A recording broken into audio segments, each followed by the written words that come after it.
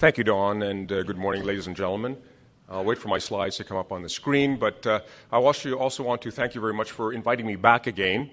2 years later, I am 2 years older and 2 years wiser, and the gray hair I have attests to that increased knowledge about the challenges and opportunities that the Greater Toronto Area offers to potential investors. That's the focus of my presentation today, the work that the Greater Toronto Area does in foreign direct investment.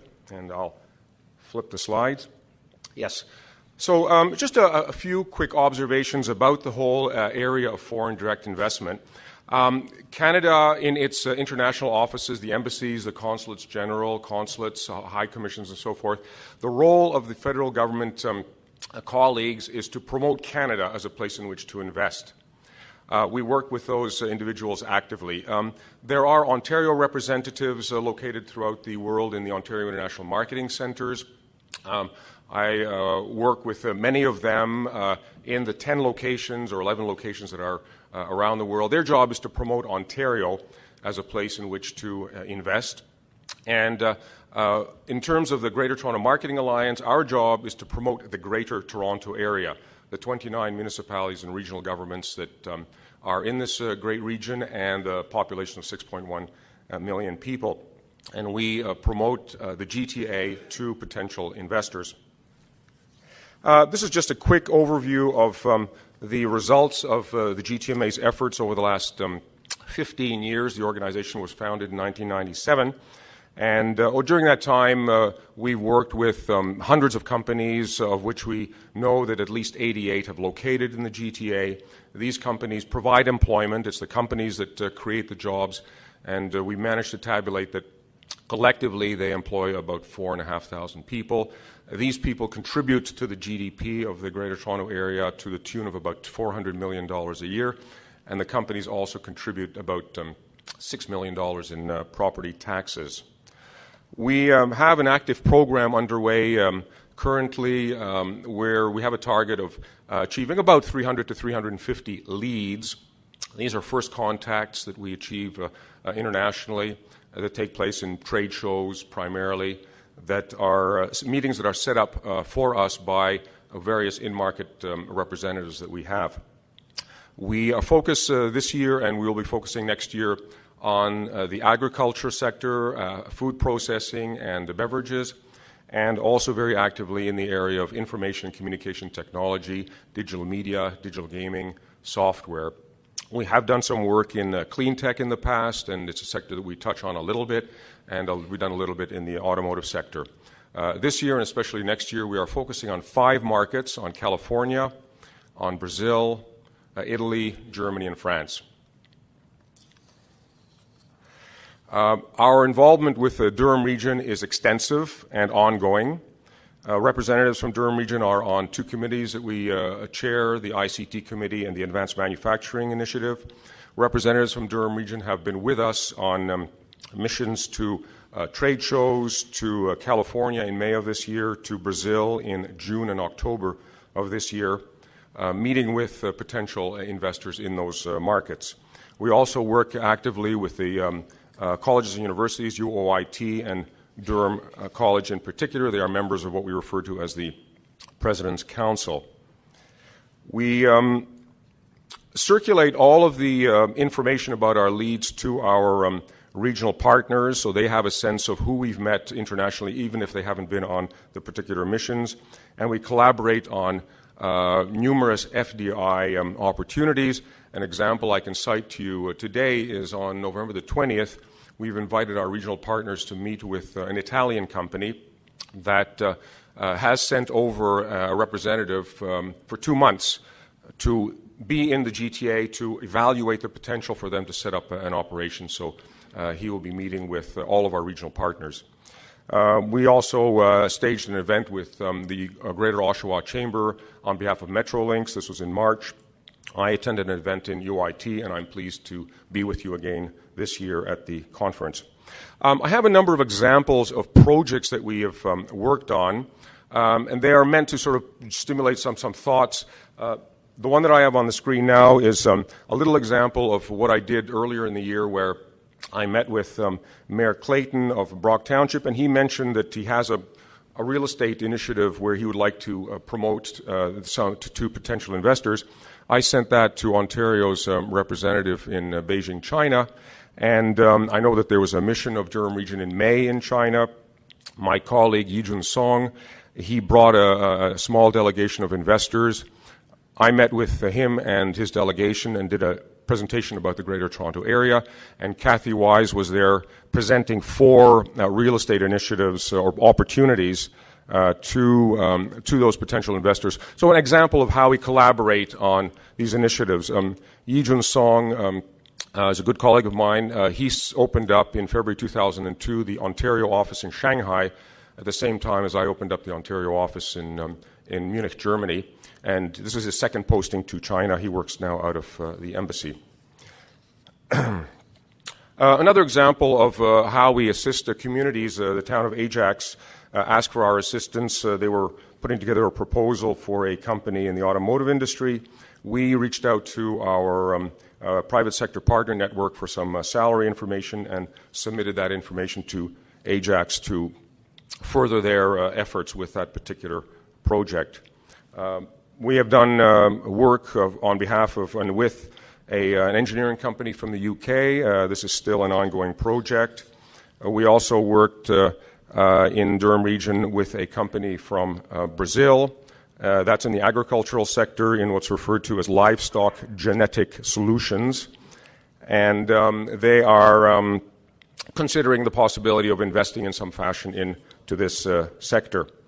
I also brought along a few case studies of projects that we worked on behalf of the Greater Toronto Area in collaboration with our various regional partners, and also why companies located in the GTA and where they located. The first one I'm showing you is a Japanese landing gear company that was looking at a number of possible buildings in the GTA in Ajax, Mississauga, and Burlington.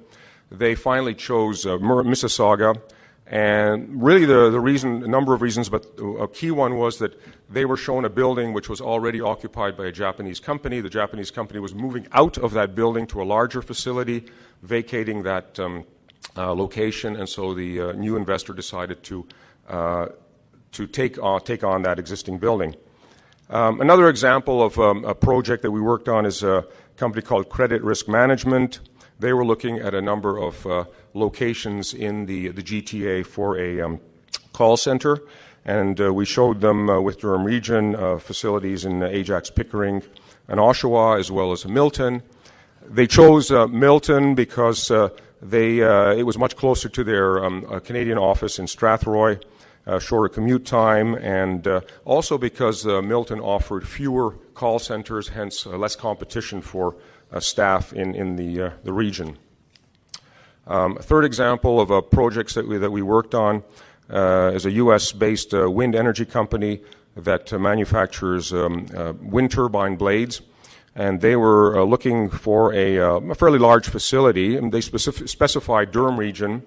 A building was found in Oshawa, the right size in terms of square footage, but unfortunately the design of the building didn't lend itself to these huge turbine blades that are assembled, so that option didn't proceed.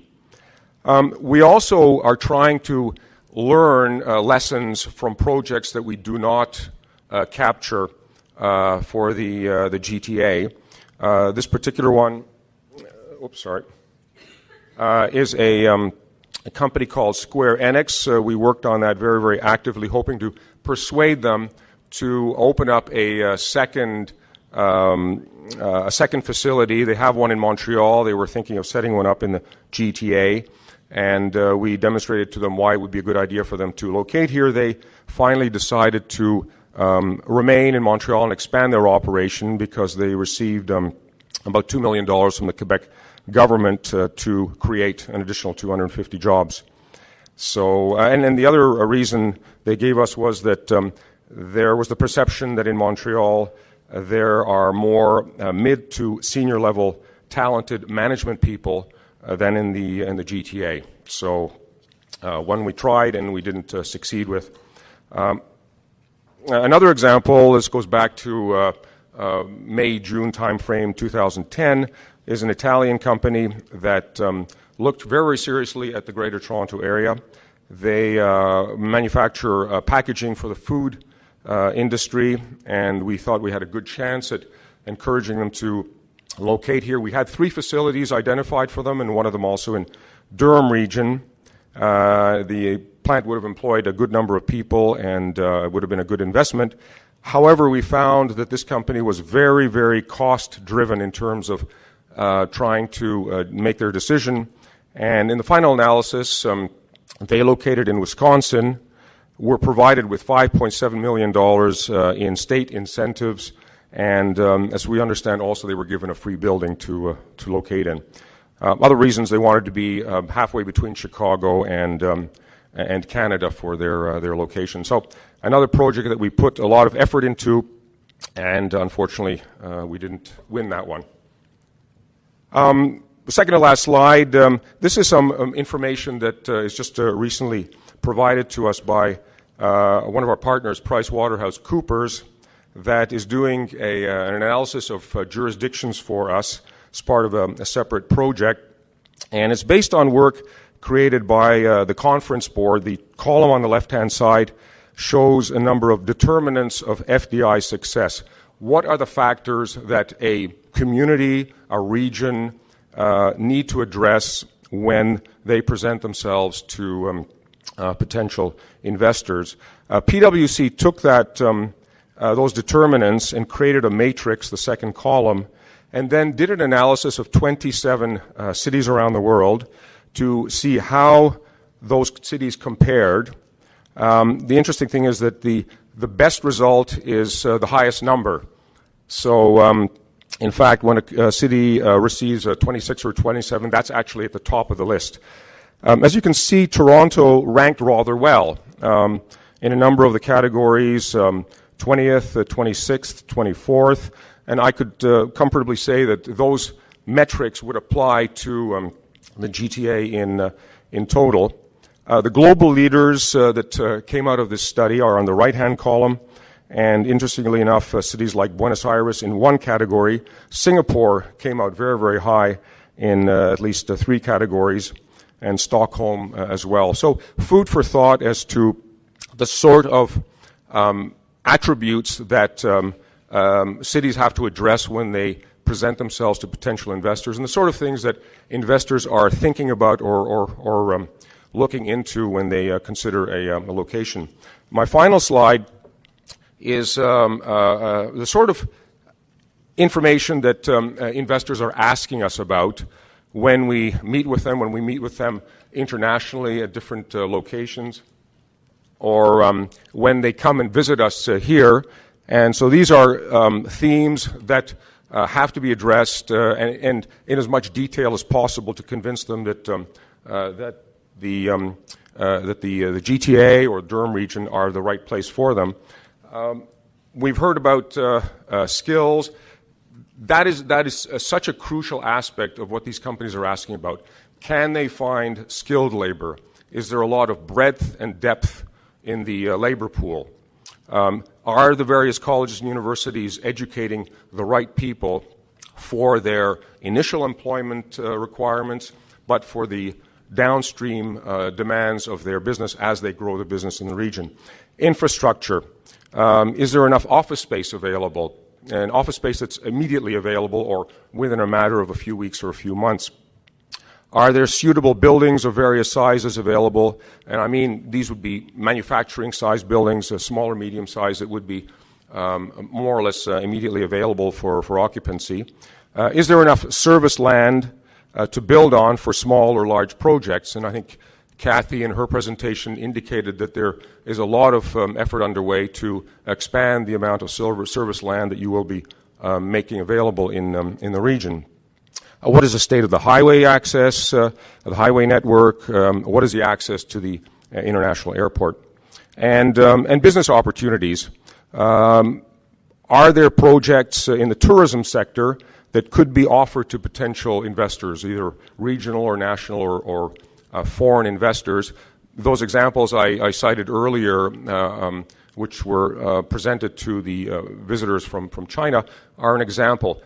Creating business opportunities that can then be circulated to the federal or Ontario representatives internationally that they can use as an enticement to talk to potential investors. Similarly, are there projects in the retail or commercial sector, locations that you want to develop or expand that could also be presented to potential investors?